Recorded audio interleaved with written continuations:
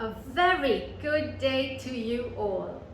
I hope all of you are having so much fun learning new things every single day. Don't forget to enjoy exploring and enjoying the process of learning. Alright? Now, of all that you're learning today, I'm going to be telling you a story about a brave little girl. Alright? So I hope you enjoy it. Let's begin. Today's title would be Malala's Magic Pencil. Aha! That's who the little brave girl is, Malala Yousufzai. This book is about her story. She will be telling a beautiful story of her life. Alright, so let's begin.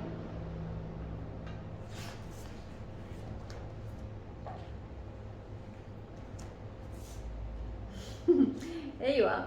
I drew up Malala for you. I really like this picture. She, with that book and that pencil, the magic pencil that she's holding on to, her extremely courageous need to go to school. So yeah, that's Malala. I hope you like that. So,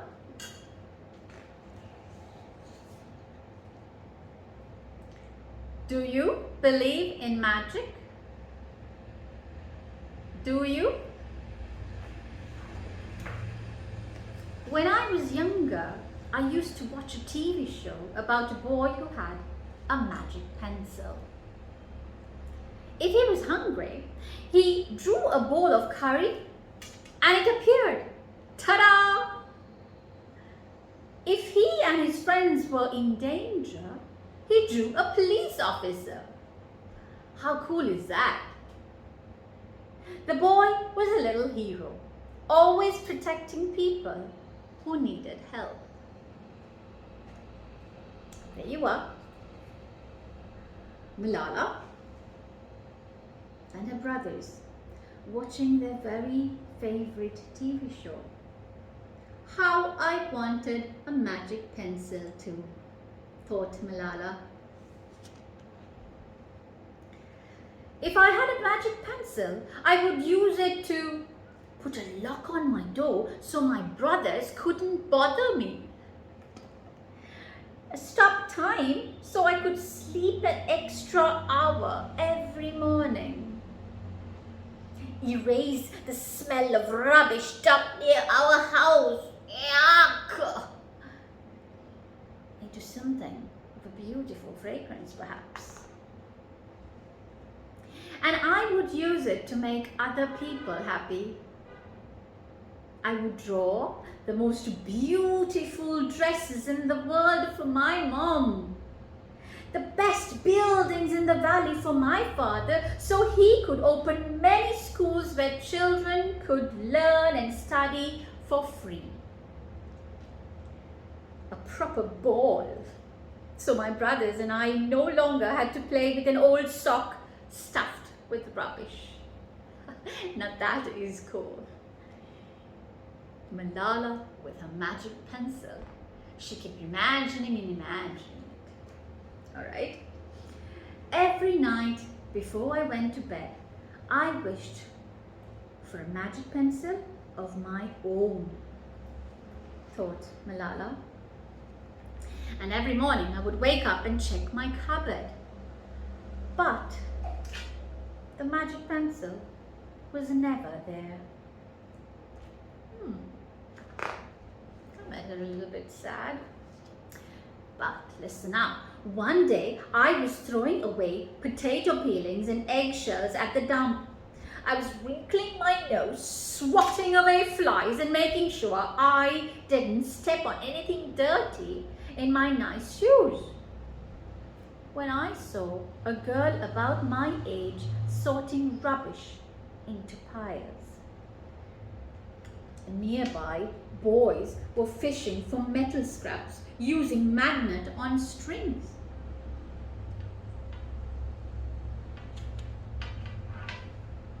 Oh, that's a beautiful picture of Malala and her dad.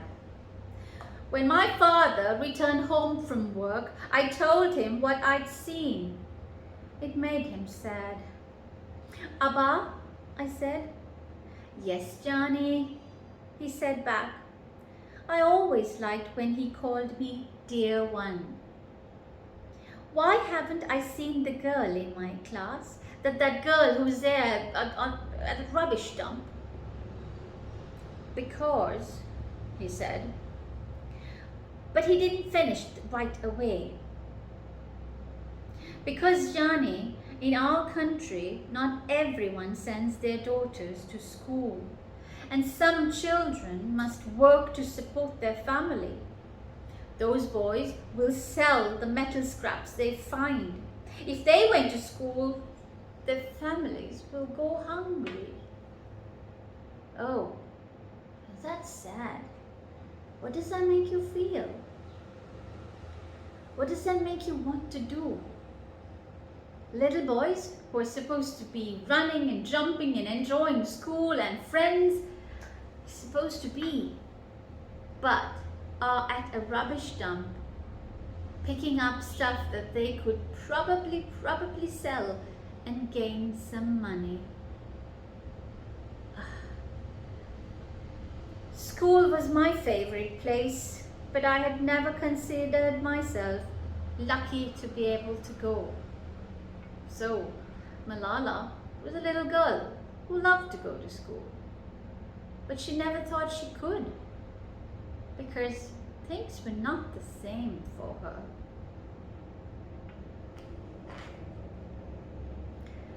My father had always said, Malala will live free as a bird. Malala will live free as a bird. Now, I wondered how free I'd truly be. That night, I thought about families who didn't have enough food, and the girl who couldn't go to school.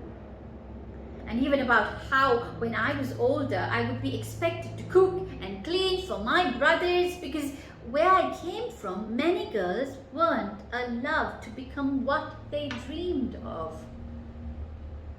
You see that?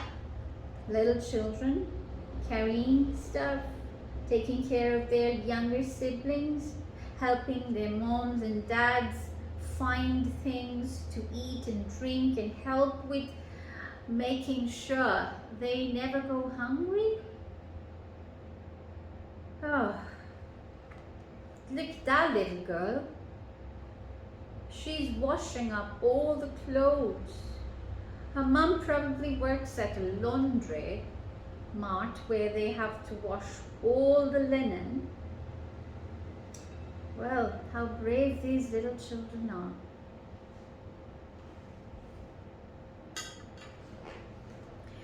I knew then that if I had the magic pencil, I would use it to draw a better world, a peaceful world. I would, thought Malala. First, I would erase the war, poverty and hunger. I would just take it away completely. Then I would draw girls and boys together as equals, going to school, learning the same things and doing good to everybody, allowing them to do good to everybody, boys and girls. That's what I would draw, thought Malala.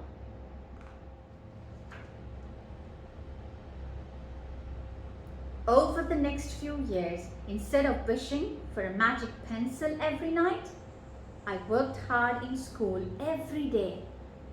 I wanted to be one of the top students in my class.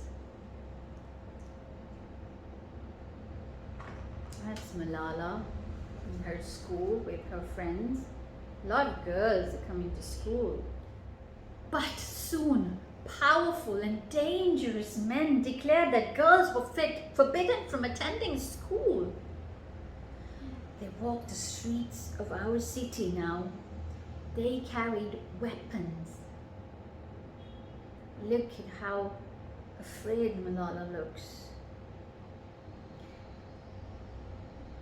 She really must have been terrorized by everything that was happening around her. One by one, girls stopped coming to school.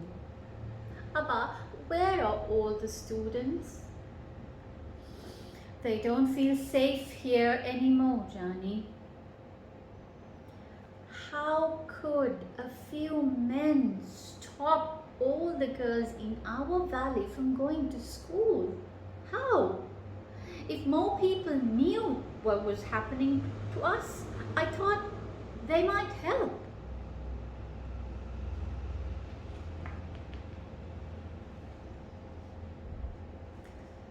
Wishing wasn't enough.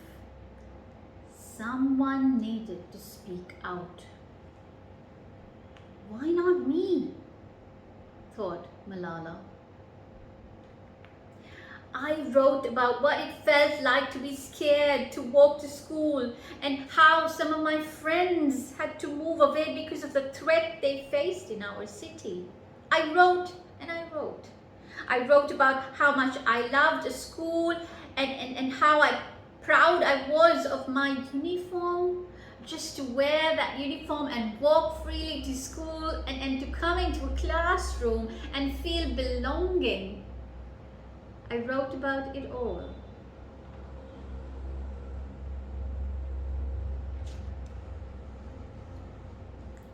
Once I started writing, I didn't stop. I wrote speeches and traveled around my country sharing my story. I even talked to a reporter from a famous international newspaper. People actually wanted to learn about my life. I spoke for all the girls in my valley who couldn't speak for themselves. How brave and courageous Malala was, don't you think? My voice became so powerful that dangerous men tried to silence me. But they failed.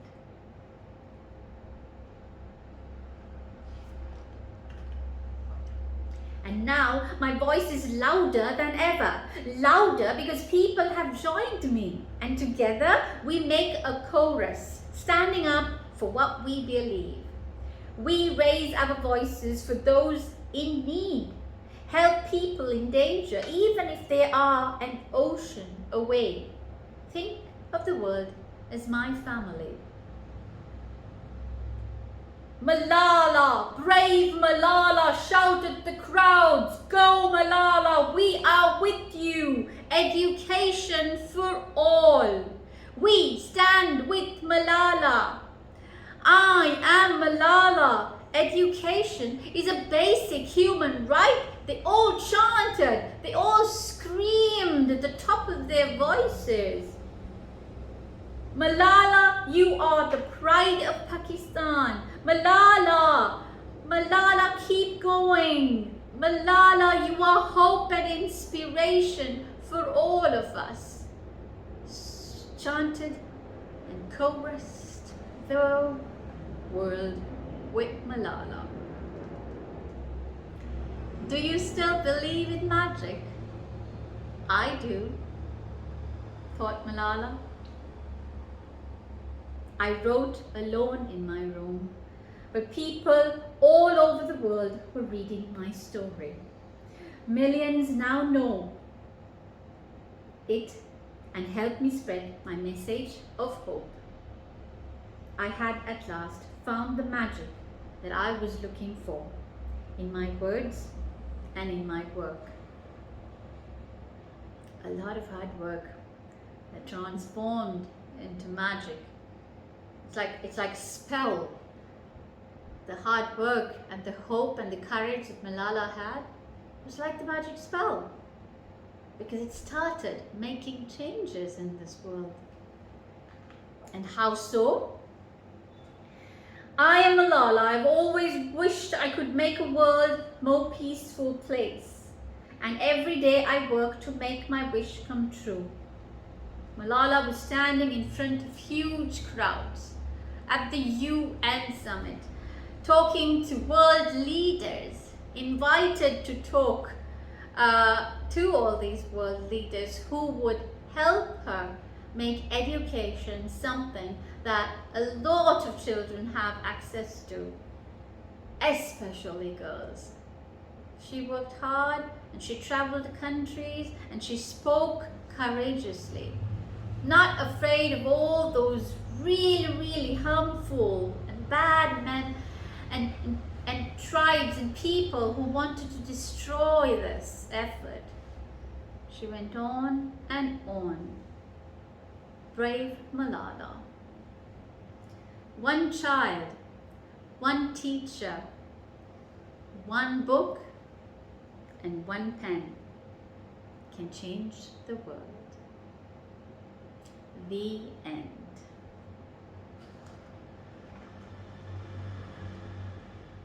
About Malala Yousufzai. Malala Yousufzai first came to public attention by writing for BBC Urdu about life under the Taliban using the pen name Gul Makai. The Taliban had forbidden girls in her region from going to school. Soon, she began to speak publicly about girls' education in her community. In October 2012, Malala was targeted by the Taliban and attacked as she was returning home from school. She miraculously survived. Malala and her family now live in Birmingham, England. And she travels the world speaking about the importance of education for all. In 2013, she started the Malala Fund, which has since opened schools for girls in Pakistan as well as in Lebanon and Jordan and Syrian refugees. Of the over 130 million girls who are out of school, many are refugees. And Malala wanted to change their lives through education. In recognition of her courage and advocacy, Malala was honoured with the National Youth Peace Prize in Pakistan in 2011 and won both the International Children's Peace Prize and the Amnesty International Ambassador of Conscience Award in 2013. In 2014, she became the youngest ever recipient of the Nobel Peace Prize, shared with Indian children's activist Kailash Satyarthi. In 2017, Malala became the youngest ever UN Messenger of Peace, with a special focus on girls' education. That is about an amazing girl, Malala Yousufzai. I hope you enjoyed this story, and I hope we learn something about Malala, take something away from this book, and make sure that we are consciously working towards making someone happy somewhere in this world. Have a beautiful day. Happy learning.